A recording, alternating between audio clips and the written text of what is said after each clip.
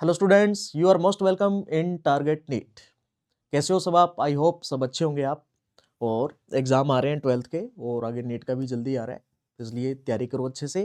Preparation अच्छी होनी चाहिए अपनी, एक एक टॉपिक पे अच्छा फोकस होना चाहिए, ठीक है, पूरे कंसंट्रेशन के साथ। देखो लास्ट लेक्चर में अपने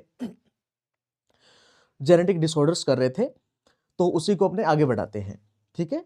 तो आज का अपना जेनेटिक डिसऑर्डर है, उसका नाम है sickle cell anaemia. Sickle cell anaemia के बारे में आपने पढ़ा होगा, तो उसी को अपने और शानदार तरीके से और करते हैं। तो सिकल सेल एनीमिया क्या है? जेनेटिक डिसऑर्डर, यानी कि कौन सा? Mendelian disorder. अभी अपने मेंडेलियन डिसऑर्डर ही कर रहे हैं, उसके बाद में क्रोमोसोमल डिसऑर्डर पे चलेंगे, ठीक है। देखिए, अपना आज का टॉपिक है सिकल सेल एनीमिया। देखो आप कि एक second, sickle cell anaemia. Anaemia का मतलब क्या है? एनीमिया के बारे में आपने सुना होगा। एनीमिया का मतलब है ब्लड की कमी, ब्लड लॉस, ठीक है। तो यानी कि मेन क्या है? आरबीसी की डेफिशिएंसी। उस वजह से ध्यान रखना, इस पे कोई आरबीसी पे कोई इफेक्ट पड़ता होगा, जो भी है, ठीक है, तो वो चीज हम पढ़ेंगे। एनीमिया क्यों बोला गया इसको? सिकल सेल यानी कि सिकल शेप हो जाती है। आरबीसी की जो शेप है वो सिकल शेप हो जाती है। आरबीसी की नॉर्मल शेप क्या होती है? आरबीसी बाई कॉनकेव शेप की होती है, बाई कॉनकेव, ठीक है। और ये बाई कॉनकेव से ध्यान रखना, इसकी जो शेप हो जाती है वो सिकल शेप हो जाती है, यानी कि इस तरीके की। आपको डायग्राम में ये दिख रहा होगा, देखिए, ये देखो, ये आरबीसी एक नॉर्मल शेप की है, बाई कॉनकेव, और यहां पे देखो आप, इसमें ऐसे सिकल शेप हो गई है, सिकल शेप, ये देखो इस तरीके से। तो इसी को अपने आज डिस्कस करने वाले हैं, तो अपने डिस्कस करते हैं। देखो, देखिए, सिकल सेल एनीमिया, वही बात कि इसमें सिर्फ 2-3 पॉइंट है, हर जो जेनेटिक डिसऑर्डर है वही आपको कैप्चर करने हैं। वो आपको 2-3 पॉइंट आपको अच्छे से पता है, तो आप इसके बारे में अच्छे से कोई भी जो क्वेश्चन आएगा, जो भी, उसको हैंडल कर सकते हो, ठीक है। तो सबसे इंपॉर्टेंट बात क्या है, उस पर आप फोकस करना। देखो, सबसे पहली बात, ऑटोसोमल रिसेसिव डिसऑर्डर है ये। अब देख लो आप, पहले अपने क्या पढ़ा था? सेक्स लिंक्ड, ठीक है, एक्स लिंक्ड डिसऑर्डर्स। अब ये ऑटोसोमल है, यानी कि जो ऑटोसोम होते हैं, ऑटोसोमल क्रोमोसोम कितने होते हैं? 22 पेयर्स, ठीक है, 22 पेयर्स होते हैं। यानी कि इस पे क्या है? जीन में कोई म्यूटेशन हुआ है, इस वजह से ध्यान रखना, इसे ऑटोसोम बोला है। तो यहाँ पे अब पहले अपने जो हीमोफीलिया किया था, जो भी है, तो वो क्या है? सेक्स लिंक्ड थे, ठीक है, एक्स लिंक्ड डिसऑर्डर थे। ये है ऑटोसोमल, सबसे बड़ी इंपॉर्टेंट बात यही है। आगे अपने जो एनसीईआरटी को भी डिस्कस करेंगे, ठीक है। इसके बाद में क्या है? Qualitative disorder. इसको क्वालिटेटिव डिसऑर्डर भी बोलते हैं। क्वालिटेटिव डिसऑर्डर क्यों बोलते हैं? देखो, क्वालिटेटिव मतलब क्वालिटी में कोई, यानी कि क्वालिटी में कोई चेंज आया होगा इसकी। देखो, एक चीज ध्यान रखना आप, जो आरबीसी है, आरबीसी में, आरबीसी की शेप कौन प्रोवाइड कर रहा है? आरबीसी में मेनली क्या है? सेल ऑर्गेनल्स तो होते नहीं, ना न्यूक्लियस होता है, उसमें क्या भरा हुआ है? हीमोग्लोबिन भरा हुआ है, समझ कि नहीं है। और आरबीसी की जो शेप होती है वो क्या है? बाइकॉनकेव होती है, ठीक है। अब देखो कि quality of beta globin chain is affected. अब देखो, आपको पता है कि जो हीमोग्लोबिन है, हीमोग्लोबिन ध्यान रखना, हीमोग्लोबिन यानी कि ये क्या है? यानी कि अमीनो एसिड की चेन से बना है, ठीक है, प्रोटीन चेन से बना हुआ मॉलिक्यूल है। इसमें ध्यान रखना, अल्फा और बीटा चेन होती है, ठीक है। एक हीमोग्लोबिन का मॉलिक्यूल अपने देखें तो 2 अल्फा चेन और 2 बीटा चेन होती है, आपको पता ही अच्छे से। तो सिंपल सी बात दोबारा एक्सप्लेन कर रहा हूं, हीमोग्लोबिन, जैसे हीमोग्लोबिन है, इसमें 2 अल्फा चेन होगी, 2 बीटा चेन होगी, अमीनो एसिड की या पॉलीपेप्टाइड की, सिंपल सी बात, ठीक है। देखिए, इसमें क्या है? क्वालिटी ऑफ बीटा ग्लोबिन, यानी कि जो बीटा चेन है, ठीक है, इज अफेक्टेड। जीन में क्या हुआ? म्यूटेशन होने की वजह से, यानी कि इसकी जीन ऑटोसोमल क्रोमोसोम पे प्रेजेंट है, उसमें म्यूटेशन होने की वजह से ध्यान रखना कि जो बीटा चेन है उसमें क्या हुआ? अफेक्ट हुआ, समझ में? नहीं है, उसमें कुछ ना कुछ प्रॉब्लम आई, इस वजह से ध्यान रखना, इसे यानी कि उसकी क्वालिटी में क्या हुआ? यानी कि क्वालिटी में चेंज आ गया उसके, ठीक है, बीटा चेन में, तो इसलिए इसे क्वालिटेटिव डिसऑर्डर बोलते हैं। दो बातें यहां तक की क्लियर होनी चाहिए आपको अच्छे से। ऑटोसोमल क्यों बोलते हैं, ठीक है, ऑटोसोमल रिसेसिव ऑटोसोम पे है, ठीक है, तो यानी कि ऑटोसोमल क्रोमोसोम से रिलेटेड है, उस पे जीन है, तो उसमें क्या हो रहा है, म्यूटेशन हो रहा है, ठीक है। तो नेक्स्ट, तो क्वालिटेटिव डिसऑर्डर क्यों बोला इसको, क्योंकि इसकी बीटा जो चेन है, बीटा ग्लोबिन है, उसके अंदर कोई न कोई अफेक्ट हुआ है, ठीक है, कोई न कोई प्रॉब्लम आई है, सिंपल सी बात। नेक्स्ट देखो आप, सिंगल बेस पेयर म्यूटेशन। देखो आप, इसमें क्या होता है कि सिंगल बेस पेयर म्यूटेशन हुआ है, एक second, single base pair mutation, जैसे मैं बात करता हूं, जैसे एक सीक्वेंस है GATCAG, ठीक है, यहां पे CTAGTC, ये एक सीक्वेंस है, तो इसमें ध्यान रखना सिंगल बेस पेयर, यहां पे म्यूटेशन हुआ सिंगल बेस पेयर में, ठीक है, ज्यादा इफेक्ट नहीं होगा, सिंगल बेस पेयर अफेक्ट हुआ है, तो इसलिए इसे सिंगल बेस पेयर म्यूटेशन कहते हैं। और जहां पे एक नाइट्रोजन बेस में एक बेस पेयर के अंदर जो यानी कि म्यूटेशन होते से क्या बोलते हैं, पॉइंट म्यूटेशन, आपने म्यूटेशन पढ़ा होगा, ठीक है, इसे पॉइंट म्यूटेशन बोलते हैं। एक बेस पेयर में ही म्यूटेशन हुआ है, कोई चेंजेस आया है, ठीक है, कोई प्रॉब्लम आई है, इसलिए इसे पॉइंट म्यूटेशन बोलते हैं, ठीक है। पॉइंट म्यूटेशन में कौन सा है, सब्स्टिट्यूशन म्यूटेशन, सब्स्टिट्यूशन म्यूटेशन, ठीक है, पॉइंट म्यूटेशन में सब्स्टिट्यूशन म्यूटेशन, और कौन सा टाइप है, ट्रांसवर्जन टाइप, ठीक है, सब्स्टिट्यूशन में कौन सा टाइप है, ट्रांसवर्जन टाइप। देखो ये चीज आपने म्यूटेशन में पढ़ी है, इसलिए ठीक है, आपको पता है, इसलिए मैं यहां पे डिटेल में नहीं जा रहा, फिर भी मैं आपको पूरी पूरी बातें बता रहा हूं, ठीक है। सिंगल बेस पेयर में होता है म्यूटेशन, इसलिए से यानी कि पॉइंट म्यूटेशन कहते हैं। पॉइंट म्यूटेशन में ध्यान, सब्स्टिट्यूशन म्यूटेशन है, यानी कि कौन सा टाइप है, ट्रांसवर्जन। ट्रांसवर्जन क्यों बोला गया, क्योंकि प्यूरिन पायरिमिडिन में कन्वर्ट हो जाएगा, पायरिमिडिन प्यूरिन में कन्वर्ट हो जाता है, इसलिए ट्रांसवर्जन बोला जाता है, ठीक है। अब देखो नेक्स्ट, ये बात भी अभी 100% क्लियर होनी चाहिए आपको। नेक्स्ट देखो आप कि substitution of glutamic acids, very important line, सबसे इंपॉर्टेंट ये बात है। एक बार मैं इसको एक्सप्लेन कर रहा हूं, फिर आपको पूरा डिटेल से इसको आगे समझाऊंगा रीजन इसका, ठीक है। देखो, substitution of glutamic acid by valine at 6th position of beta globin chain. ध्यान रखना, substitution of glutamic acid by valine at 6th position of beta globin. ध्यान रखना, ऐसे मानो नॉर्मल बीटा ग्लोबिन चेन है, बीटा चेन है haemoglobin की, ठीक है, उसमें ग्लूटामिक एसिड है जिससे बीटा ग्लोबिन चेन है, ठीक है, पहला amino acid, second, third, fourth, fifth, sixth पे क्या है, ग्लूटामिक एसिड, क्या है, अमीनो एसिड है, इसकी जगह क्या आ गया, वेलिन। वेलिन क्या, अमीनो एसिड, तो ग्लूटामिक एसिड की जगह किसने ले ली, वेलिन ने ले ली है, वेलिन ने, वेलिन, इसको वेल शॉर्ट में लिखेंगे, वेलिन ने, ठीक है। तो इस वजह से ध्यान रखना उसकी क्वालिटी डिक्रीज हो गई एक तरीके से, यानी कि जो हीमोग्लोबिन है, इसलिए इसे क्वालिटेटिव डिसऑर्डर बोलते हैं, ठीक है। तो देखो आप, substitution of glutamic acid by valine at 6th position of beta globin chain. बताओ समझ में आया कि नहीं है, इसको एक्सप्लेन करेंगे आगे, ठीक है, थोड़ी सी देर रुको आप। अब देखो आप, सबसे जो अभी जीन पे चलते हैं अपने, ये ध्यान रखना आप, नॉर्मली क्या है, ये ऑटोसोमल रिसेसिव है, ठीक है। नॉर्मल एलील इसका होता है HbA, नॉर्मल एलील क्या है इसका, HbA। डिजीज्ड एलील क्या है, HbS, ये तो है नॉर्मल, ठीक है, नॉर्मल। और HbS ये क्या हो गया इसका, डिजीज्ड एलील। बताओ समझ में आया कि नहीं है, नॉर्मल आ गया, ठीक है, जैसे HbA आ गया, सिंपल सी बात है, वो नॉर्मल है। HbS आ गया, समझ लेना वो डिजीज्ड है, ठीक है, वो ग्रसित है सिकल सेल एनीमिया से, सिंपल सी बात। देखिए आप, अब देखो आप यहां पे वेरी इंपॉर्टेंट, देखिए HbA नॉर्मल, ये नॉर्मल एलील है, ध्यान रखना।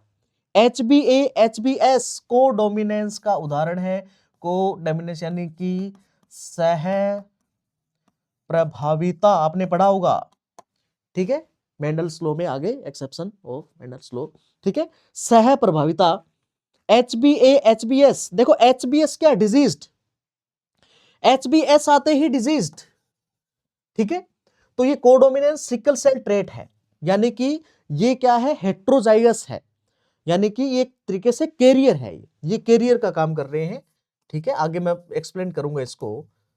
देखो HbS आ गया, ठीक है, यानी कि ये तो डिजीज होगा ही, लिथल होगा, लिथल का मतलब होता है घातक, यानी कि बहुत भयंकर स्थिति हो सकती है। यानी कि इसमें क्या होता है, सिंपल सी बात है, HbS आ गया, यानी कि इसकी जो ये आरबीसी है, आरबीसी की शेप कैसी होती है, बाई कॉनकेव, ये बाई कॉनकेव शेप आरबीसी है, ठीक है। ये नॉर्मल है, ये नॉर्मल आरबीसी है, ठीक है। अब देखो ऐसी दिखती है normal RBC by concave shape. अब ध्यान रखना कि अब वो डिजीज्ड पर्सन है तो उसमें ये जो आरबीसी है, ये देखो ऐसे सिकल शेप, सिकल से हंसियाकार, जैसे जो खेतों के अंदर जैसे फसल काटने के लिए जो जिस इंस्ट्रूमेंट के यूज करते हैं ऐसे काटने के लिए, हंसियाकार ऐसे इस तरीके का होता है जैसे, ठीक है, यानी कि इस तरीके का होता है वो, ठीक है। तो उसे बोलते हैं हंसियाकार, यानी कि ये हंसियाकार हो जाती है, इस तरीके की शेप हो जाती है, इसे बोलते हैं सिकल सेप्ट आरबीसी। क्या हो जाती है, आरबीसी सिकल सेप्ट हो जाती है, समझ में नहीं है। तो जब HbS आ गया, ये दोबारा एक्सप्लेन कर देता हूं मैं, दोबारा बोल देता हूं, सिंपल सी बात है, देखो पूरा पूरा बोल देता हूं मैं। क्या बात याद रखनी है आपको, sickle cell anaemia genetic disorder है सर, जेनेटिक डिसऑर्डर तो दो टाइप के, कौन सा है, मेंडेलियन डिसऑर्डर है, ठीक है सर। मेंडेलियन में भी ध्यान रखना दो टाइप के हैं, ऑटोसोमल है या फिर सेक्स लिंक्ड है, तो ऑटोसोमल है, ठीक है। ऑटोसोमल में भी सर बताओ डोमिनेंट है कि रिसेसिव है, बेटा रिसेसिव है, ठीक है। देखो ऑटोसोमल रिसेसिव। दूसरी चीज सर, इसको क्वालिटेटिव डिसऑर्डर क्यों बोलते हैं क्योंकि इसलिए बोलते हैं क्योंकि हीमोग्लोबिन जो यानी चेन है वो, सॉरी हीमोग्लोबिन मॉलिक्यूल है वो दो चेन से बना है, पॉलीपेप्टाइड चेन से, दो अल्फा चेन दो बीटा चेन। बीटा चेन के अंदर कोई प्रॉब्लम आ गई, ठीक है, बीटा चेन बनाने वाली जो जीन है ऑटोसोम पे होती है, उसमें म्यूटेशन हो गया, इस वजह से ध्यान रखना कि जो बीटा चेन होती है, बीटा ग्लोबिन होती है, बी ग्लोबिन, ठीक है, इसके अंदर जैसे अमाइनो एसिड सीक्वेंस में जो 1 2 3 4 6 वाला जो अमाइनो एसिड है वो ग्लूटामिक एसिड होता है नॉर्मली, उसकी जगह वेलिन आ गया, बस बात खत्म, ठीक है।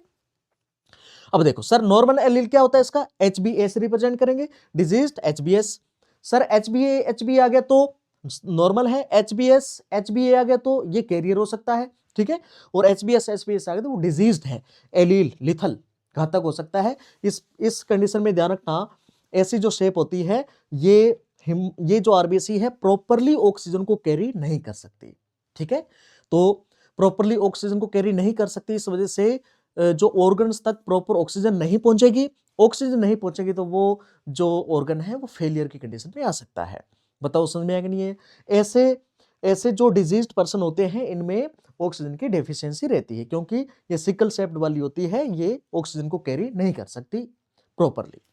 बताओ यहां तक की कहानी समझ में आई कि नहीं आई, ठीक है। तो ये आप सिंगल व्यू में देख लो आप, तो यहां तक की कहानी आपको पूरी समझ में आ जानी चाहिए, ठीक है। नेक्स्ट अपने चलते हैं, ये पूरी बात, ये वाली बात समझते हैं अपनी पूरी, ठीक है। देखो बेटा, अब देखिए आप, मैंने कहा कि HbA normal, HbS mutated allele है, ठीक है, म्यूटेशन हो चुका है HbA नॉर्मल, HbS म्यूटेटेड, ठीक है। अब देखो आप, जैसे ये डीएनए है, ये डीएनए है यानी कि जीन है, जो हीमोग्लोबिन बीटा ग्लोबिन बनाने वाली, हीमोग्लोबिन की बीटा चेन बनाने वाली, बीटा जो बी ग्लोबिन बनाने वाली जो चेन है, देखो आप कि यहां पे आप, ये है डीएनए या जीन है, उसका सीक्वेंस है, ठीक है, यानी कि डीएनए डबल स्ट्रैंडेड होता है, ठीक है। अब देखो एक सेकंड में थोड़ा सा इसको ऐसे कर देता हूं, आपको अच्छे से दिख जाए।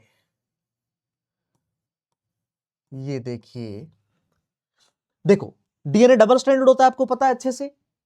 देखिए ये 5' टू 3' यानी या फिर 5' टू 3' ये स्टैंड हो गया, ये 3 to 5 स्टैंड हो गया, ठीक है। इसमें देखो आप अभी ध्यान से, यहां पे सीक्वेंस क्या है, यहां पे सीक्वेंस है GAG-CTC, और इधर क्या है, देखो पहले ये नॉर्मल है, ये अपना डीएनए है, जीन है, ठीक है। ऑटोसोम के ऊपर जो जीन है जो हीमोग्लोबिन की बीटा चेन बीटा ग्लोबिन बना रही है, तो ध्यान रखना ये नॉर्मल, ठीक है। अब देखो आप नॉर्मल में क्या है, GAG और CTC, ये देखो एक सेकेंड, क्या हुआ, GAG-CTC,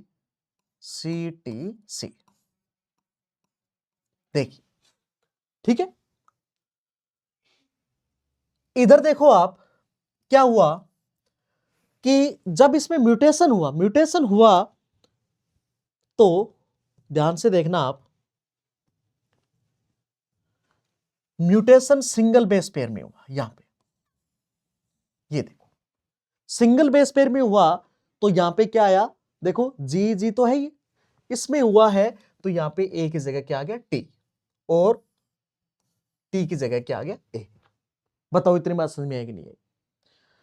दोबारा सुनो, जीन है, डीएनए, ये नॉर्मल है, ये नॉर्मल है, और सिंगल बेस पेयर यहां पे म्यूटेशन हुआ है, पॉइंट म्यूटेशन बोलते हैं इसको, और यहां पे देखो आप, यहां पे ए की जगह टी और टी की जगह ए आ चुका है। सिंपल सी बात है, इसमें हुआ है, ठीक है। पहले क्या था, ए टी, अब हो गया टी, सिंपल सी बात है। पहले क्या था, ए टी, अब हो गया टी।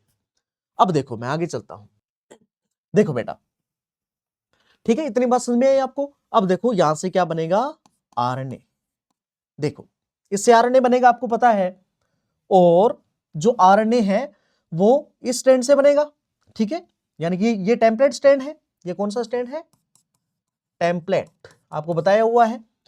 3 to 5 तो आरएनए बनेगा 5 to 3 days, ठीक है, आपको पता है अच्छे से। तो 5 to 3 days, ये जी, ये देखो ये नीचे वाला, ठीक है, इससे आरएनए बनेगा GAG, ठीक है, GAG, ये 3 days, और इससे क्या बनेगा, ये टेम्पलेट की तरह काम करेगा, ठीक है। यहां पे सॉरी GUG, ए की जगह यू, यानी कि आरएनए है, ठीक है। अब देखो आप, सिंपल सी बात यहां तक, तो ये आरएनए बना।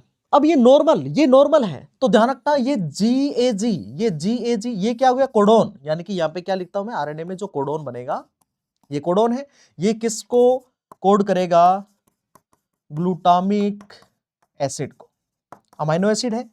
GAG किसको कोड करता है, ग्लूटामिक एसिड को। अब ध्यान रखना, और GUG किसको कोड करता है, वेलिन को, वेल। देखो सिंपल सी बात कि दोबारा सुनो, ये नॉर्मल ऐसे होता, दोबारा सुनो, नॉर्मल ऐसे होता, यानी कि HbA, ये नॉर्मल, ये अपना डीएनए है, ठीक है, इससे आरएनए बन रहा है, GAG ये क्या कर रहा है, ग्लूटामिक एसिड को कोड कर रहा है, ठीक है। अब क्या हुआ, इसमें इस बेस पेयर में क्या हो गया, म्यूटेशन हो गया, तो यहां पे ध्यान रखना ये कहानी बदल चुकी है, ए की जगह यू आ चुका है, तो ये क्या हो गया, GUG, अब ये कोड किसको करेगा, वेलिन को। तो यानी कि 6th पोजीशन पे क्या है, ग्लूटामिक एसिड, वहां पे क्या आ चुका है, वेलिन।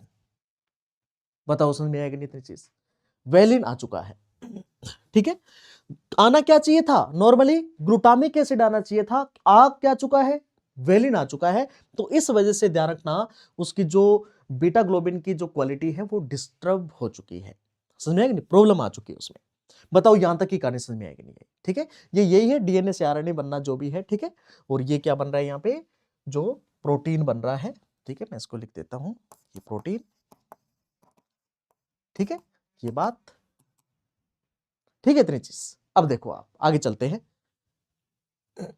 देखिए ये एनसीईआरटी का डायग्राम है, मैंने लिया है, ये नॉर्मल कंडीशन, ये नॉर्मल, देखो नॉर्मल HB, ठीक है, जीन GAG CTC, ठीक है, वही चीज बताया था मैंने आपको। mRNA बना ऐसे GAG, ठीक है, ये क्या बना GAG। और इसमें देखो कि वैलिन हिस्टिडीन जो भी है ऐसे करते करते 6 पे क्या है ग्लूटामिक एसिड, ये देखो ग्लूटामिक एसिड है 6 पे, 6th पोजीशन में ग्लूटामिक एसिड है नॉर्मल में। अब इसकी चेन नॉर्मल है, ये डिजीज्ड नहीं है, इधर डिजीज्ड नहीं है, ठीक है। अब देखो इधर आ जाओ आप, ये है म्यूटेड एलील HBS, ठीक है। देखिए आप sickle cell HBS gene mutation हुआ, क्या है GUG, ये देखो GUG। अब आना क्या चाहिए था ग्लूटामिक एसिड, और 6 GUG किसको कोड करता है वेलिन को। GUG का मेन फंक्शन है वेलिन को कोड करना, ठीक है, ये है वेलिन, 6 पे वेलिन आ गया। इस वजह से जो हीमोग्लोबिन है उसकी चेन डिस्टर्ब हो चुकी है, प्रॉपर्ली ऑक्सीजन को कैरी नहीं कर पाएगी। बताओ समझ में आया कि नहीं है। इसमें एक चीज हो रहा है, जैसे वेलिन है, ठीक है, जैसे हीमोग्लोबिन यानी बीटा ग्लोबिन की चेन है, ये चेन है, ये चेन है, उसमें वेलिन वेलिन आ गया, ठीक है। इस वजह से ध्यान रखना कि जो वेलिन वेलिन है वो चेन है, वो आपस में क्या है यानी पॉलीमराइज होती जाएगी, जुड़ती जाएगी, इस वजह से उसकी शेप है हंसियाकार हो जाएगी, यानी कि सिकल सेल हो जाएगी। ये अपने एनसीईआरटी का डायग्राम क्लियर किया, ठीक है। आगे चलते हैं, देखो एनसीईआरटी की लाइनें हैं वो भी अपने देख लेते, पहले हिंदी में बता देता हूं मैं आपको। दात्र कोशिका एरक्ता, एरक्ता का मतलब होता है एनीमिया, यानी कि हिंदी में इसको दात्र कोशिका एरक्ता सिकल सेल एनीमिया बोलते हैं इसको, ठीक है, सिकल सेल एनीमिया लिखा है, ठीक है। यह अलिंगी क्रोमोसोम लगन पर अप्रभावी लक्षण है। देखो वही बात, यानी कि ये क्या है ऑटोसोमल रिसेसिव डिसऑर्डर, ठीक है, अलिंगी, ऑटोसोमल यानी अलिंगी, लिंगी यानी कि सेक्स क्रोमोसोम, ठीक है, जो जनकों से संतति में तभी प्रवेश करता है जब दोनों जनक जीन के वाहक होते हैं। हाँ ये चीज ध्यान रखना, विषम युग्मनजी सबसे इंपॉर्टेंट बात है ये, यानी कि दोनों जनक यानी कि HBA एंड HBS, मैंने बताया था आपको पहले, ये क्या होते हैं कैरियर, ठीक है। तो ये दोनों ध्यान रखना, आप वैसे वो बना लेना चेकर बोर्ड इस तरीके से HBA